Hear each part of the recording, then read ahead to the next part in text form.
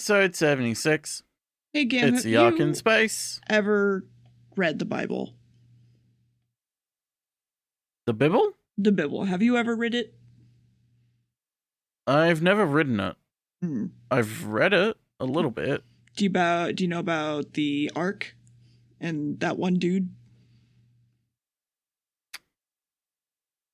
I remember this movie with Emma Watson and not Russell Crowe, the other one. I saw that in theaters, actually. What is wrong with you? I don't remember why I went to see it. It was so bad. Anyway, this is nothing like that. No, it's actually nothing like that.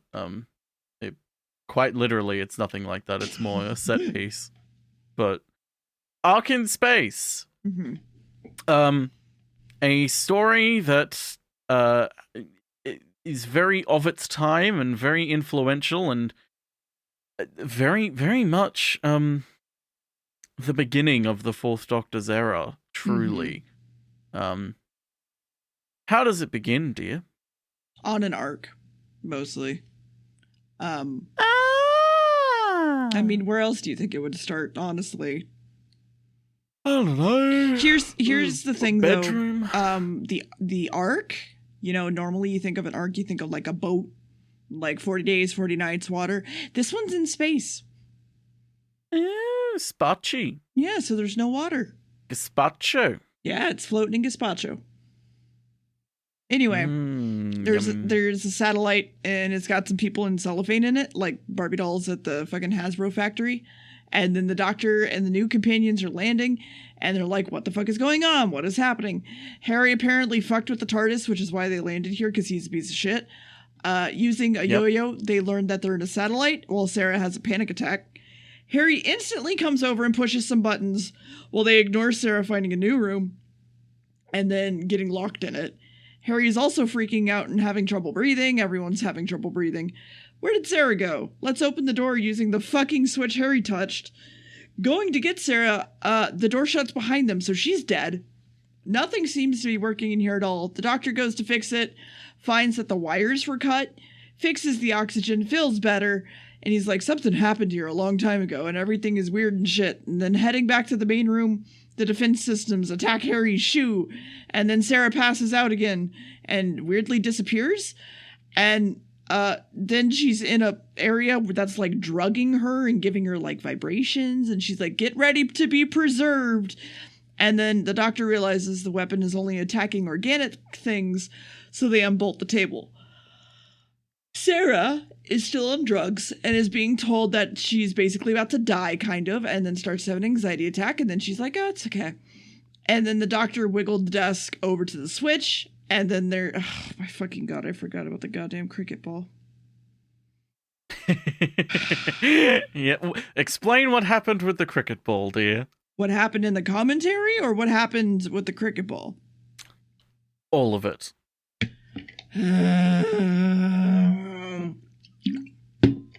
Okay, so they're trying to figure out how to get the switch, right? And Harry makes the weird comment of, well, if you had a cricket ball, I could, hit that, bet you anything. And he's like this one? And at that same time, I was literally saying, like this one? And no, I think it was, here's a cricket ball. Like, just me saying that, like, the Doctor just hands him one instead of asking him about it. And then he did it. I was pissed that I fucking called it, because I'm getting better at that. And it annoys me that I am. Quite a bit. Yes, quite so. This is like the third time it's happened in like a week. So it was pretty amazing. So instead they decide to distract the laser because it only has one barrel, and they succeed and hit the button. It's gone.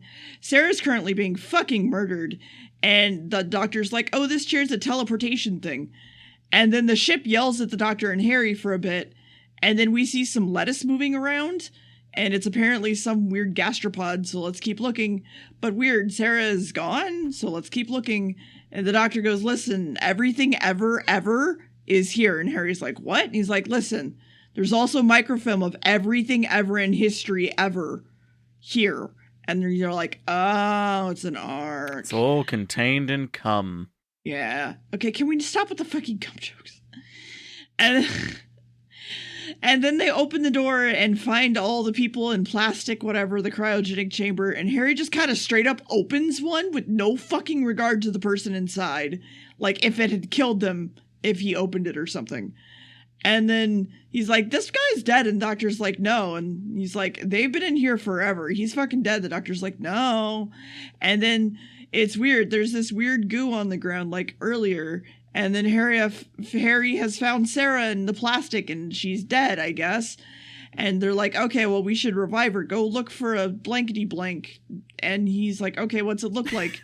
And then he's like, it's an oxygen cylinder thing. And Harry goes to open a locker, and they find a giant bug. And that's the episode. It's a big old booty bug. Big old booty. Booty rocking everywhere. I'm going to tell you right now, there's a good chance I'm going to rate these lower just because of Harry. That's fair, but I would say keep into account the amount of, like, there are times where, of course, he goes unchecked, but there is a lot of the time when he says normal things that Harry says and characters outright degrade him and call him out for it. Well, yes, but it's not all the time. Don't like there are times it. where they just straight up ignore him. The good news is Harry isn't around for long.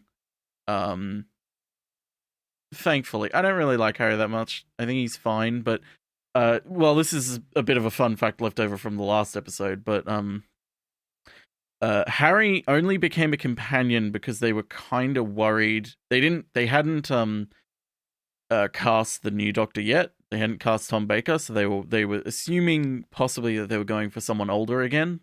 And so they were like, well, we'll need someone who's like the muscle in case the Doctor can't, in case we have another situation like John Pertwee where he back hurt, he can't do much physical fighting sort of thing. So they're like, we'll have a companion that can do that instead. But they didn't really need it, so Harry kind of becomes redundant, because Tom Baker can fight, he's completely fine, although we'll talk about that in the next story, about a horrible, horrible accident and about a parallel universe that's probably going on right now, where Tom Baker's dead, and died in the 70s. So, the Ark in Space. This originally was a completely different story, given by a man named, oh god, what was his name? John Lucarotti, who was a writer from the Hartnell era. And you can tell that because he had individual episode names still for them, which, they hadn't been doing for nearly a decade at that point. So it was like, we haven't done that in a very long time, buddy. But he called them, I believe, something along the lines of like puffball, golf ball, etc. And it was quite different. Instead of bugs, and sort of the life cycle of bugs being important to the story, it was a fungus. And the way the Doctor saved the day was with a golf club. It was a very different story. You don't say. Lord knows. That's for certain. There was also another script. The scripts for this season, they wanted them to be a little bit more serial in nature. For one reason, to save budget, because if they were a little bit more serial, then, some stories could be similar or use the same elements, and they would save on, like, money with things like props and such. But also they wanted to reinvigorate the series and have it a bit more of a different feel.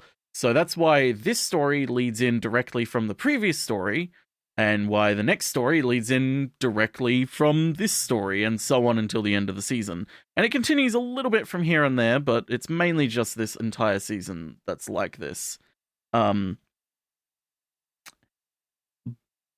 But that's all we'll talk about for now because I don't want to spoil too much. Uh-huh. What happens in the second part, dear? What was in what has the bug killed Harry? Are we done with Harry? Yeah, he's gone. It's great. Huzzah! Can't wait. Actually it's dead and just kind of fell over and like mummified. It's really old. They find a medical kit and notice that there's a woman waking up, and Harry is like, I can help, and the doctor's like, fuck you off. And then she's all surprised as to why there's people here, and it makes her angry. And they're like, help us with Sarah, and she's like, okay, is she valuable? I guess. Let's give her this thing, and she'll either die or not. There's no in between. So if you look over here, this is our leader. His name is Rim Lazar. And where the fuck are you if you remember nothing about anything? Solar flares killed the Earth. Everyone overslept a long time on the Ark. And it shouldn't have failed, apparently. Also, look at this bug, lady. Your name's gonna be Karen. But cut back to the cabbage larva. The Karen lady crawling around. It also has hands, apparently. But then Rim Lazar's glowing red, and there's a fault somewhere in the power supply. They fix it. The doctor calls from the control room, and he's like, I'm gonna go look at something. Commander's like, what the fuck? How are they here? They threaten our gene pool. And then Sarah's like, it's gonna be okay. But then telling the commander where the doctor went, he gets angry and leaves. So time to go look at the weird goo around the solar or something or other. And Karen is like, he's gonna fucking kill you. Just leave. And then there's this weird goo in the solar cells. So the doctor turns a hatch and gets kind of scared and leaves. Then we see Karen behind Sarah and Harry while they're talking and opening a plastic thing, and someone named Dune is missing. Then the leader threatens to kill the doctor because the Book of Dune is missing? Yeah. Oh no. It was a breakout success. Oh, okay. Well, sequel? But anyway, listen, I thought it was a good pun. Anyway, leader threatens to kill the doctor and assumes that they want Earth, and they don't believe him when they say no. So they shoot the doctor while the thing breaks out of the soul or whatever, and leader's like, he killed the doctor, and let's talk about this empty plasticky box. Meanwhile, leader goes down to the soul or whatever, sees a hole in it, but then like the goo lettuce touches him and he's like, and it also knocks him out apparently, while Sarah and Harry find the doctor paralyzed and he's okay. Down to the solar or whatever we go, where Rim Lazar Noah is waking up. By the way, his name's actually Noah, or they call him Noah. It's anyway. Well, okay, his name is Lazar, but they called him Noah as like a joke because it was like, I know, but like it's a name from mythology, so we call him Noah as a joke. Yes. Like his name isn't actually like born Noah, and it's like, yeah, oh well, your name's Noah, that means you're the leader of this. Yeah, his name is Rim Lazar. His name is Lazar, which is Rem Lazar. Yeah, it's Rim Lazar. Yes. No context. Anyway, the leader captures them and mentions that the thing got out. And then when one of the other dudes wakes up, he freaks out at Noah, thinking something else was apparently standing there. And they're like, what? The nude guy is told to kill the crew if they fuck with anything, while the leader leaves to stop the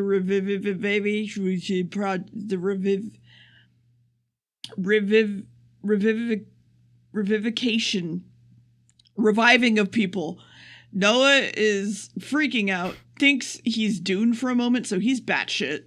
So everyone's like, all right, let's stop the commander, even though it's really hard to do that. And then the doctor finds that the empty cell of plastic, whatever, has like bubble wrap membrane in it. And they're like, huh. And he's like, hey, do you remember those wasps that birth bugs inside of other things? And when they hatch, they use it for food. And he's like, yeah, what about it? It's like, well, that's kind of what's going on. Time for What's-His-Face to stop the commander, even though it's very intimidating to do so. And he just kind of gives them his gun without a fight. And then he gets fucking murdered. And then we see that Rim Lazar's hand is now covered in green bubble wrap. And then, yeah, that's it. And then everyone was dead. Yeah. and he overacts somewhat, and it's amazing. Yeah, he overacts through all of this. It's great. So in this, like I said, this initially was kind of someone else's script. It was technically also two people's scripts because they tried to. Two people were trying to write a similar story about space station, essentially. The first one was they deemed unfilmable. It was just not feasible for them to even try and attempt to film it. I assume budgetary reasons, because that tends to be it for most of the time. And the other one was the one John Lucarotti. He nearly finished his, but because he lived on a boat anchored in the Mediterranean, and there was a postal strike affecting where he was living in his boat at the time, he was basically unable to have frequent conversation and communication with the script editor, Robert Holmes. So Holmes was unable to conduct a timely consultation with him to get the story done. So they went, okay, well, we'll just have to take your baseline concept and write a different story about it. He still got paid for his full time, for the full work, thankfully, but they just couldn't use his story, so they went with a different one. They went with a story that is more of its time than people tend to give it credit for. For instance, are you familiar with the film Alien, dear? Yes. Well, this came out before it, and it has a baseline striking similarity to it of the kind of horror that's inside it, not just the fact that there is an alien on a ship and it's killing them all. I'll talk more about where this specifically comes from, because this book does a frankly beautiful job of explaining quite what it was like at the time and why a lot of stories in the 70s were written like this. But that being said, initially Robert Holmes' script for this had Vira as a sort of Haitian woman, because he wanted to try and emphasize the sort of reanimation zombie aspect of the way the Wirren control humanity and the way they sort of consume and then like drag their bodies on, that sort of thing. Which, you know, would have been an interesting addition. I don't know if they would have pulled it off well, but it's a shame that the director vetoed it and said nope. I can't find any information on why he said nope. I don't know if it's just because nope, we want a white woman, or nope, I just don't agree with that idea. But you know, that's what happened. But there was also an edit upcoming in episode 3 that was taken out completely because a nearly transformed Noah begs Vira to kill him. In rehearsal, it was keeping with the mood of the story, but when Philip Hinchcliffe and the BBC drama head saw it in the edit suite, it was deemed too strong for family viewing and was clumsily cut out. You don't say. Yeah, it was a bit too strong, which... Speaking of which, this episode kind of left a bit of impression in people as well of the bugs, per se, of the horror of being eaten like that and transforming and metamorphing. But the main thing that people get scared about with this era of Doctor Who is actually the intro. Verity Lambert back in the beginning was completely right, because remember, in the first intro, they were wanting to put William Hartnell's face on the screen. But yeah. Verity Lambert was like, no, don't do that. It looks terrifying. It will scare kids. So they didn't do it to the second Doctor. It scared some kids, but it was like, okay, it's okay. Like, it's not that, like, whatever. We're not getting that many letters.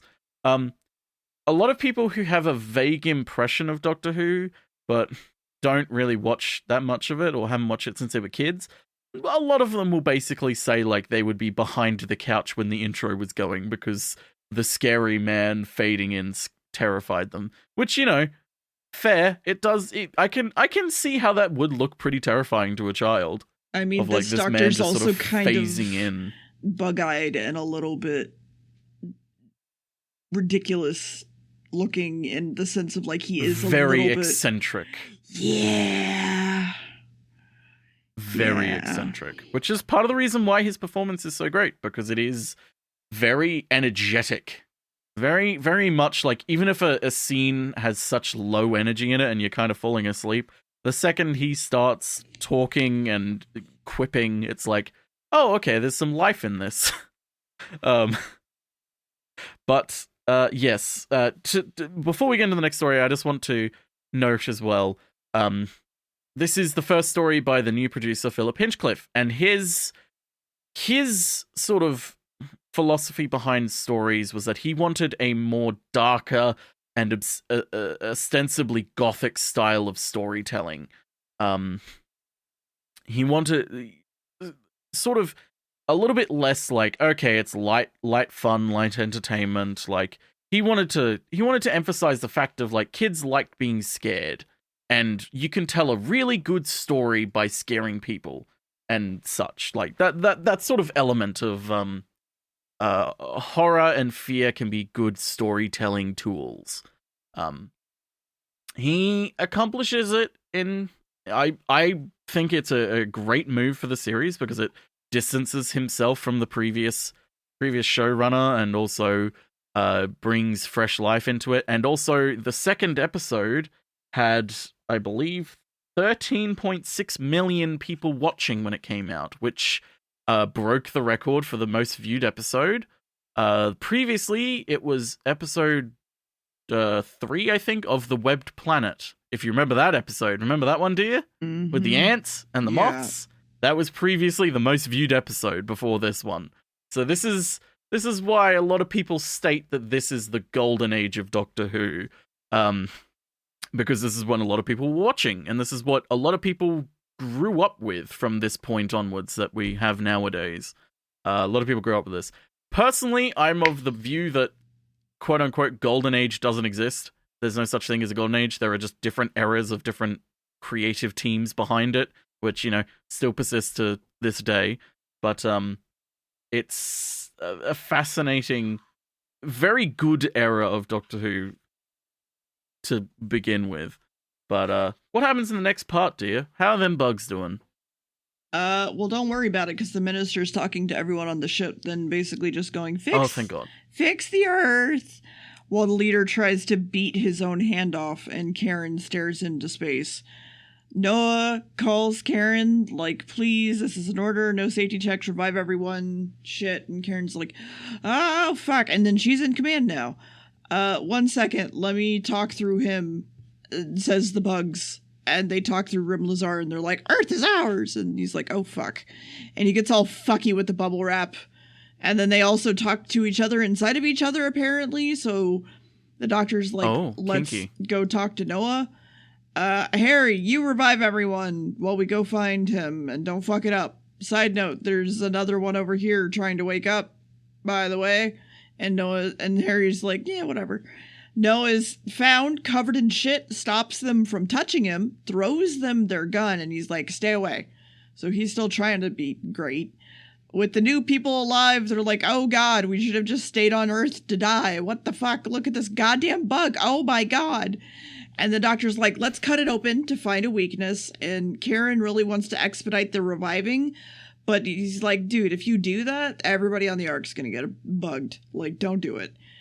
And then the bugs apparently make oxygen like plants inside themselves. So there's that, so they can survive for a long ass time. So the doctor's side eye takes the eye thing from one of the bugs, attaches it to a circuit, while some bubble wrap clogs some nearby vents. And he's like, you can get images from it. And he's like, uh-huh. And he's like, actually, I'm going to link up my brain to make it work. Here, have this gun. Shoot me if something happens. But we get the doctor hooked up, and we see something in the other room making noise. So, like, some people leave, some people don't. Bubble wrap is coming in for one of the techs. Oh, fuck. So they close the door and go to look for some guns. We look down through the doctor's eyes, through the grub's butthole, watching it cut the wires and stuff and going after Dune. Dear, I gotta stop you there. Sup? Grub's butthole? I think you mean his Grubhub. Yes. Too bad the main commander dude comes up to shoot them and gets shot for a bit, so that's fun. They have a fight, and then he's just gone. The doctor is brought back, quote unquote, then they almost shoot him, but he's fine. And then Bubble Wrap is still trying to get in the door, but the doctor tries to walk straight towards it, and they're like, what the fuck are you doing? And he's like, aim lower, and they do, and they chase it off.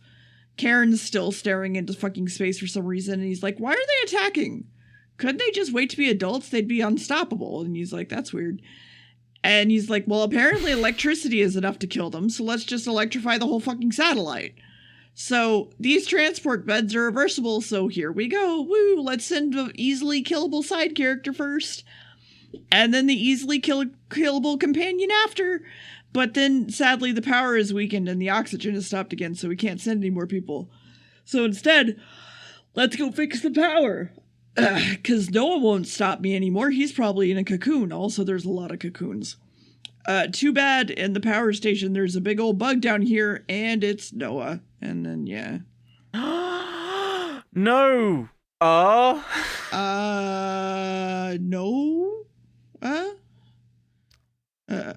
No, Noah?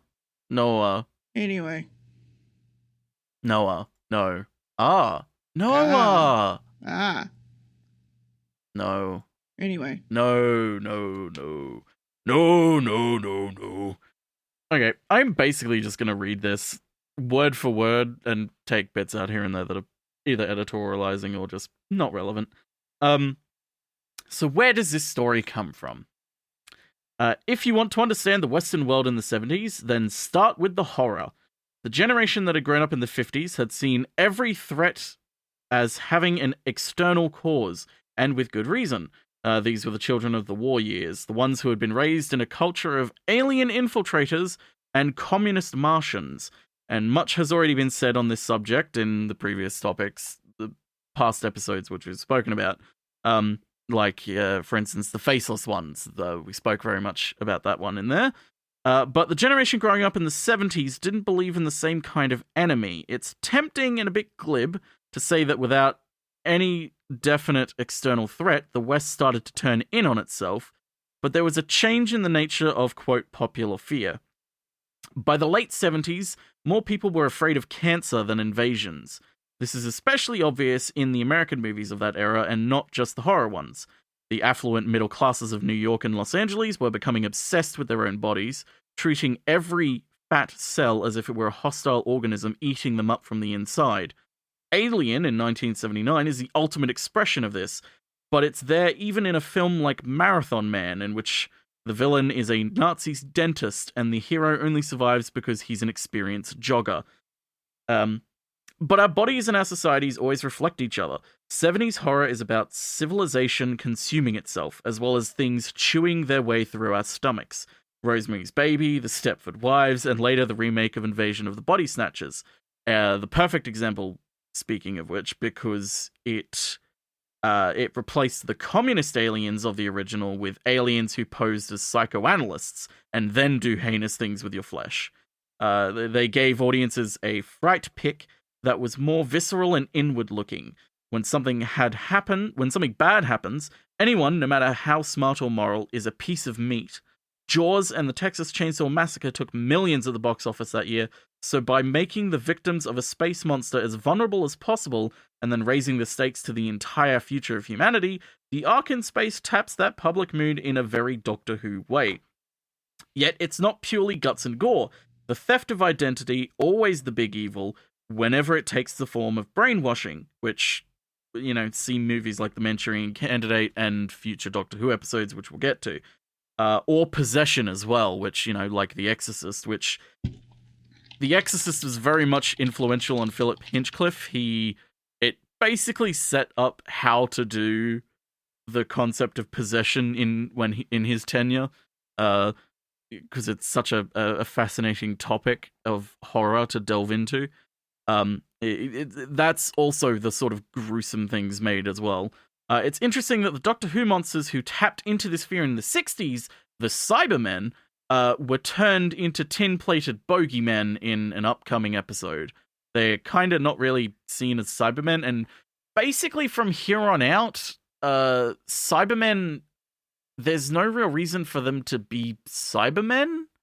Like, they kind of lose the point of what they are, which is a existential horror of a potential future of humanity, of conversion, of losing oneself and losing humanity.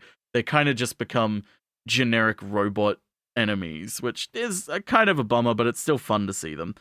To avoid clouding the issue, as has been noted, both the Wirren and the 60s Cybermen can lay claim to being precursors to the greatest Doctor Who monsters in history, the Borg from Star Trek in The Next Generation. Because the Borg are basically just the Cybermen, but better. Which is, gotta feel really upsetting for the Doctor Who showrunners at the time. Well, I mean, they were going through their own problems in the 80s. But yeah, the Borg are very much the ultimate end of that. An entire race where you cannot reason with them, you can't even fight them, because they are so powerful and their numbers are so many. They will kill you and take your dead bodies, and their dead bodies will become another member of their army. There is nothing you can do. They will turn all of your knowledge against you. They will strip you of your humanity, strip your loved ones of their humanity, and turn it against you. An absolute masterclass in a existential horror filled enemy monster. Another classic example of catchiness is the idea outweighing the question of whether it stood up to examination around the time everyone grabbed hold of a specific, paper about cannibalism as proof that memory was mainly chemical and to be found in nucleotides, essentially. This sort of concept of like, what is memory? What is the self? What is the brain? Like, how do you separate the brain? Is the brain all one thing? Are they different segments? Like, how are memories stored? That sort of thing. People thinking more inward. This was to biology and physiology what black holes were to physics. Even now, you'll hear it trotted out every now and then, even though it no longer fits what the rest appears to be happening in the brains, and nobody, not even the original paper writer, got worms to do it again. Ha ha. Although the stories initially, Robert Holmes wanted the story, the ending of episode 4 to be different, but Philip Hinchcliffe was like, no, we need this. Like, it'll be too scary if we end it like this. You need a definite ending in which it's very clear that things are over and it's the good has won and evil has lost. But yes, it's in terms of visuals, though, The Fly is probably a bigger source of inspiration. With the case of things like the man turning into insect halfway through, even though it's not due to the matter transmitter itself. The Doctor saying that Sarah's body has become a battlefield because the Vira has injected the wake up serum essentially in her. But the sort of twist of the fact that the insects are laying eggs in people and absorbing their memory, their technology, and using them as a food stock is a lot from other science fiction at the time. But it's what Robert Holmes wanted to include in the story. He wanted them to seem more gross, like have an element of disgust to them, because then they're even more horrifying. Because it's like, it's not just, oh, they kill you and turn you into one of them. It's like they kill you in one of the most gruesome ways possible, by laying their eggs inside you, and then their young hatch and eat you out from the inside. It's horrifying. And mimics, like the Doctor says in this, it mimics a real life insect that exists. But yeah, speaking of all of that, what happens in the final part, dear? Well, Karen and Sarah come in and shoot the bug, and then they leave before he goes, like, just leave the ship, you're gonna die. And they're like, no, And then a long time ago, humans apparently killed all the bugs breeding colonies. So they're like, we're going to take the Ark because fuck you. And then back with the others, there's only enough energy for the lights now. And Harry is like, fuck it, let's just leave. Kill the human race, fuck it. So then everyone's like, let's make the plastic boxes into an electric fence so no one can touch it. And then no one listens to Sarah when she has a good idea. And then they keep fucking talking and not listening. And then she's like, the transport ship has its own power system and has twice the power of the Ark. Let's use it. And they're like, oh, that's a good idea. Why didn't you say something? And then too bad there's a bug headed to the control room from the other door while Sarah's in the ship, crawling through to try to get the power going. And then the doctor is playing bait while the bugs are looking for a meal, and Sarah like needs to be super quiet. But then there's like a bug that sees her and she keeps crawling, and she's trying her best, and she gets stuck again and again, and she's like, help! And then the doctor's like, you're a useless piece of shit. What the fuck is wrong with you? Of course a woman couldn't do it. She's like, I'm gonna beat the shit out of you. And crawls through. She's like, I can't move back or forward. And he's like, oh, wow, you're so fucking useless. And she's like, let me fucking I'll show you who's fucking useless. And then he's like, I was just trying to encourage you. And she's like, fuck off. Yeah. That was not encouragement. That's how trauma's made. Anyway. They connect it up. There's a bug in a control room that tries to get through. It's electrocuted, but it tells the others about the people in the chamber and the electrocution. So now they're planning some way to get in without getting shocked. Too bad Sarah almost gets pulled into the fucking vent, and then they electrocute that bug and it runs away. So the bug turns the power back on, and Noah calls into the room and goes, hey, we can control the Ark. If you let us have it, you can go. And they're like, no. So listen, if you don't surrender, we'll just cut off the oxygen. And we're like, well, fuck you. If you're still human, put him into space. Fuck him up. And he's like, I don't remember Earth. What the fuck are you talking about? I'm not human anymore. Too bad the bugs are coming up the escape ship tunnel. So they turn on the boosters and burn the bugs. And they're like, oh, fuck. And then Karen thinks about Noah for a minute. And then the doctor calls in like, sup. And she's like, sup. And he's like, all right, cool. Call me sometime. And they're like, okay. And then the bugs have now gone into the spaceship and are breaking in from the outside. Oh, so everyone gets out. So they're like, okay, release the locks and everybody get in the Ark. And they're like, okay. And then the doctor's like, oh, come on, let's pull this last one. And he's like, no, if we do that, we'll be killed by the blast. So the NPC punches the doctor and knocks him out and pulls the switch. So the Karen's like, oh, they both died. And then the doctor comes in and he's like, yo, that NPC died, but I'm good. And then maybe Noah was like a part of helping them get off. And they're like, no, that can't be true. And then suddenly we get a call from Noah and he's like, goodbye. And then the shuttle blows up literally like right then. And they're like, mankind's now safe. So Karen needs to start the process to revive everybody again. And the doctor's going to go down to Earth to check out this thing that's fucking up.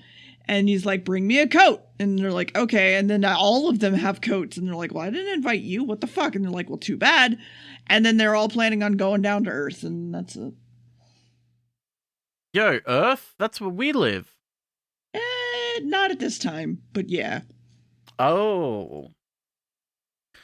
Sarah puts on her trusty yellow raincoat. Mm-hmm. Harry puts on his misogyny coat. I was going to say the one in this actual thumbnail. Look at it. Isn't it lovely? It is. Oh. Isn't it just good? Don't you like it? Isn't it lovely? You may be saying, wait, what the hell is Deer holding though? Don't worry about that. We'll get to it. We'll get to it. We'll get to it. So, the Ark in Space. Yeah. It's an episode. Yeah. It is. That has things happen in it. Yep. I do like to note that this is one of those episodes where something is always happening. Like, every scene, something happens. Like, yes, there are obviously scenes of characters talking, but it's not like, okay, we're going to sit here and discuss what we're going to do for 5 minutes, and then we're going to spend 10 minutes doing it, but within the first 1 minute of us doing it, it falls apart. It's like, okay, something's like the first minute is like, you open the episode and instantly, oh my god, a dude's being attacked by an alien, and then it's like, whoa, okay, we've cut to We've cut to the TARDIS team. They've landed. Oh, wow, this is a new area. Okay, Harry fucked with the console. That's why they're not where they're meant to be. Oh, hey, suddenly I can't breathe. Uh-oh. Stuff happen. But what do you think, dear? Do you think? Not always. Like a 5, I think. I had it at a Thinking 4. Is overrated. But I put it to a 5. I don't know. I don't. Not really interested in it at all. I don't hate it, but I don't know. I don't care. That's the easiest way to put it, is I don't care. Surprised. I'm so surprised. Shock. Horror. Get it? Horror? Did you really think I was going to rate this episode higher? I mean, no, but I don't think you're going to rate any of them high at all, because I don't... It's kind of arbitrary where you'll rank some of these, because a lot of it just depends on how you're feeling on the day, regardless of how you feel about the episode. Yep. Because that's just how I do. Pulls into question whether it is actually a point of rating the episode itself, but it doesn't matter. It's fine. But that's the arc in space. Next episode. The Sontaran Experiment, also known as Oh God, is Tom Baker dead?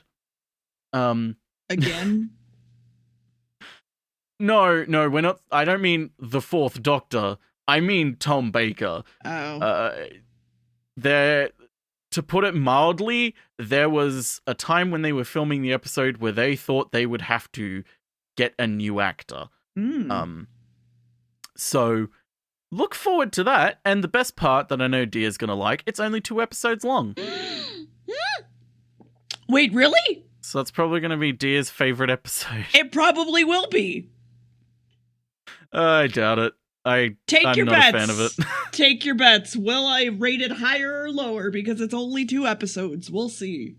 I'm not a fan of it. I don't think you'll rank it higher. And if you do, purely because it's shorter, I think that kind of will actually piss me off. Because it's like, really? Really? No. Really? It does help, but it's not going to be the whole fucking rating for it. It never is. Like, it's a good portion of it in some cases, like the ones that are like ridiculously long when they don't need to be. But I don't know. Yeah, especially when it's like, why is this 6 episodes? This could have been 4 very easily. Like, no, stop, please. Yeah. This could have been so much better. So that's it. The Sontaran Experiment. Get ready for that, because it's going to be a time. And yeah, anything else you want to say, dear? I need to pee. Dear needs to pee. Does anyone have a bucket? No. Use a bottle. Jesus, it's easier to dispose of. Okay, well, does anyone have that then? If not, leave a comment on this web zone and we'll get back to you. Goodbye. Yep. Bye.